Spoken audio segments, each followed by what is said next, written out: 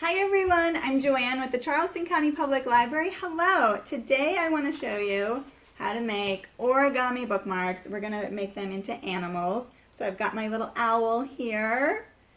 I'm going to show you the basic folds and then give you some ideas of how to customize it into an animal of your choosing. Okay, so first things first, all you need is a piece of paper, regular normal colored paper, not construction, not cardstock, just regular weight paper is perfect. If you have origami paper, great. But what I like about this is it gives you a little bit extra to work with.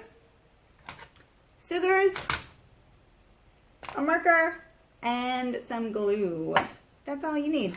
So you need to get to a square. So if you have an origami paper, it's already going to be a square. If you have regular paper, you're going to fold it up to the edge and then cut this extra piece off, but save it because that can be helpful for cutting out eyes and ears or any other embellishments that you want to add. So you're just going to cut this off so you're just left with your triangle or your square. But you want to, your first fold is to keep this triangle. So from this triangle, your next fold is to fold up the ends to meet and make a square. So I'm going to use the counter here so I can make a good flat fold and line up my edges. What's nice is this is a beginning origami project, so it's pretty forgiving and pretty simple, only a couple of folds.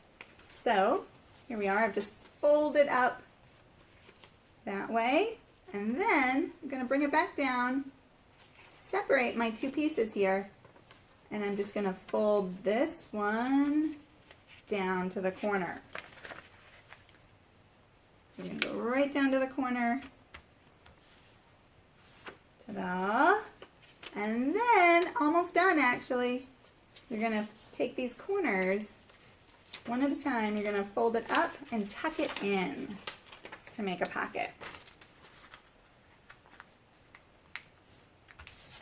And then I'm going to do the other side, just fold it up and tuck it in to make a pocket.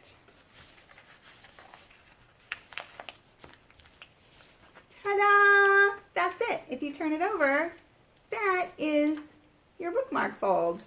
So of course, you can just use this. Or, it's very fun, to turn it into a little creature or animal. So I made a couple of different owls. I gave them some big eyes. I decided to give them some wings. I made a fun tiger and pig. And I made a shark and a frog. So I'm going to give you a close-up of all of these at the end, in case you want to use any of these for reference, to kind of just look at what shapes I did and where I placed them. But really, it's up to you. What I love about this is then it's just the fun part of thinking of what kind of animal you want, or monster or creature, and putting in some eyes or ears to make it happen. Just be aware though that if it's poking up above, it's going to stick out of your book, which only might be a concern if it's a book that you want to put into a backpack later. It might get crushed. But if it's just within the design, then it won't get crushed. Yes, so I just cut out circles and shapes to make a perfect circle. I looked around the house to see like what things I could trace to make a perfect circle, like a bottle or a flashlight to make a little circle. You could use a little hole punch, I think, to make some very teeny circles, but really no wrong way to do it. So that's where you're gonna, it's nice to have some extra scraps of paper around. What's nice is you can just use little pieces to cut out little eyes and ears. Glue them on, and voila, you have a fabulous origami animal bookmark. Have fun, happy reading. Take care.